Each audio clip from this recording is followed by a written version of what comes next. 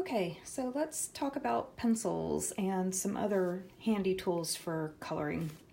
So I mentioned in the previous video when I got started, I got one coloring book and I got the one set of Prismacolor Premier 48 pencils.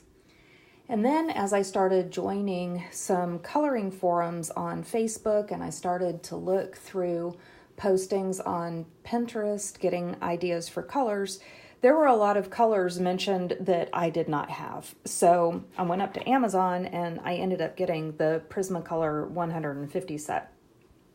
So this is the full set that I have now. And this is really primarily the set that I use. Okay, so with the Prismacolor 150, it comes in this nice sturdy box. This is not indicative of what you necessarily see when you open yours up. These are all backup colors, and I've got multiples of colors that I use a lot, so this doesn't look exactly right. But it comes with these trays. There's 3 levels on both sides, so again, the 150 colors. So that's Prismacolor. Another set that I have is the 120 set. This is the full set of Faber-Castell Polychromos pencils. And this tin is empty. My trays are in my table here. The Prismacolor Premiers, as I mentioned in a previous video, those are wax-based pencils. These are oil-based pencils. The Faber-Castells work great with the Prismacolors. So having both sets is nice, but not necessary. So after a few months of working with the Prismacolors and really, getting started, not knowing a lot that I know now about the waxy pencils, a lot of people were just raving about the oil-based pencils of Faber-Castell. So I gave them a shot. And I still use them quite a bit. These are great pencils, but I do tend to gravitate to my Prismacolors a little bit more often. So I wanted to show you that you can print out these color charts online. They're in these plastic sleeves, so they're looking a little shiny on the video right now, but you can print out these blank charts, and then when you get your pencils, you can color them in so that you can see what the colors are going to look like when they're on paper. And because the Prismacolors have 30 more pencils, there's a lot more lighter colors. And this is especially helpful for blending. So the Faber-Castell set has a lot of, they're not named the same, but they have a lot that map over and they end up being the same color as the Prismacolors. But you can see that they just don't have as many of the lighter colors for your shading. And so that is something that may come into play depending on what your choice is. But for the pencils, you can go online and see a lot of discussion about, the pros and cons of Prismacolor, the wax-based pencil versus the Polychromos, which are the oil-based pencil, and then a number of other artist-grade pencil sets that are out there. There's lots of comparisons and, just lots of debate on what's better, but it's really just personal preference. So that is a bit about the 2 pencil sets that I have. Okay, so I showed you this earlier. So here's what the Prismacolor Premier pencils look like. Actually,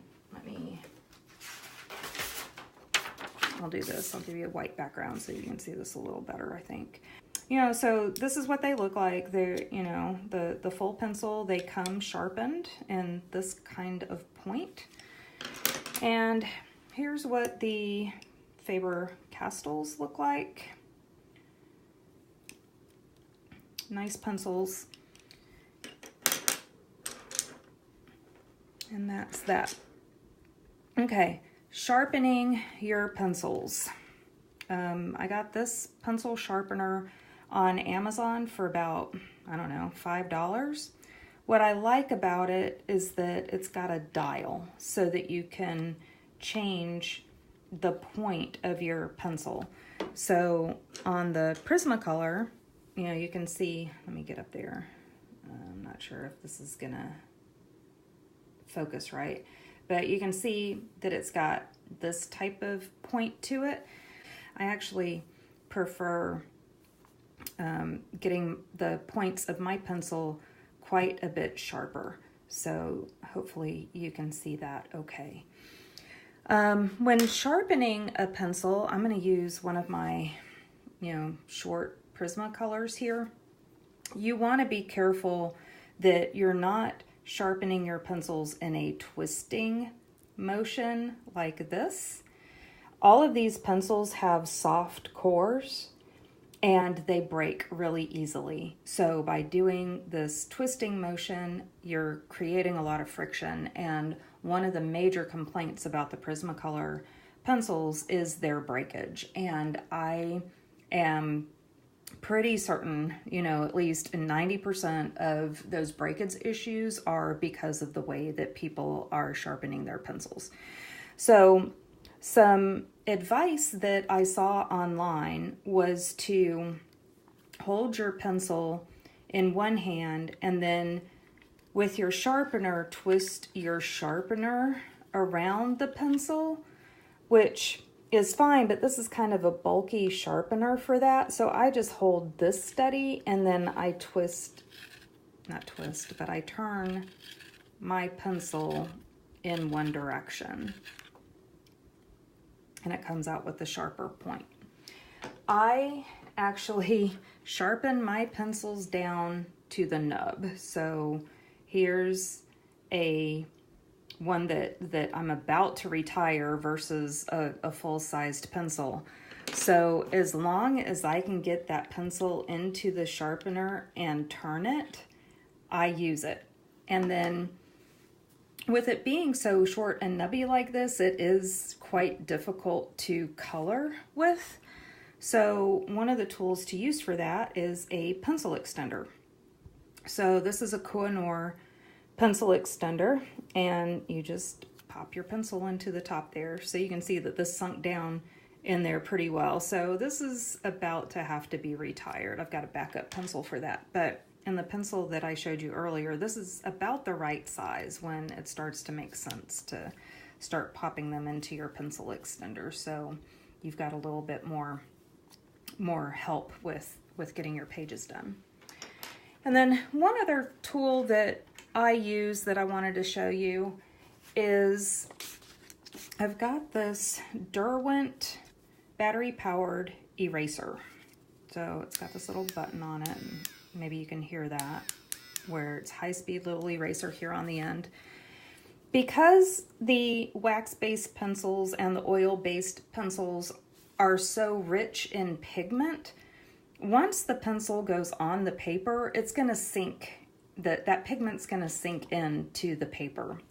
So please don't go into this with any expectation that by using an eraser like this that you're going to completely erase the color off of your page. It's just not going to happen.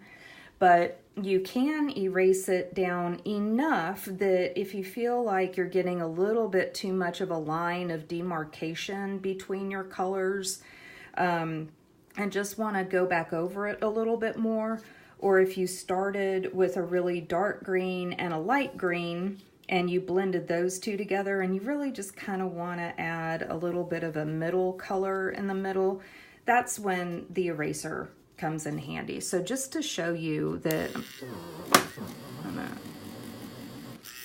erase this. You can see it's not going to erase that much. I don't know that this is showing up on the video so much. It did take off quite a bit of the color, but it's not going to take it all off. But now if you just wanted to go back in and kind of redo some of this a little differently. So this was my parrot green that I used from my previous video. One color you haven't seen yet is this true green. So I just want to come in here and kind of add that. Here's the second layer before I switch over to my light green that you saw earlier. So we'll put this here up at the top. So the eraser is handy when you first make a mistake, before that pigment really has a chance to seep in. Your chances are better at getting the color off of your page. You're still not going to completely erase it, but you'll be able to erase it enough that maybe you can make some adjustment around it for correcting whatever it was that you didn't like. So with that, I think you've pretty much seen what I work with, what I work in, that I really enjoy this hobby. I do find it very relaxing. I tell people all the time, this is my unplug hobby. You all know that I work on a computer and on the phone all day long. And so at the end of the day, I just love having something more colorful and creative and something that isn't on a screen. So I hope that you guys enjoyed this. I hope that maybe I inspired somebody to want to do this, and I'm always happy to answer questions. All right, you guys have a good one. Bye.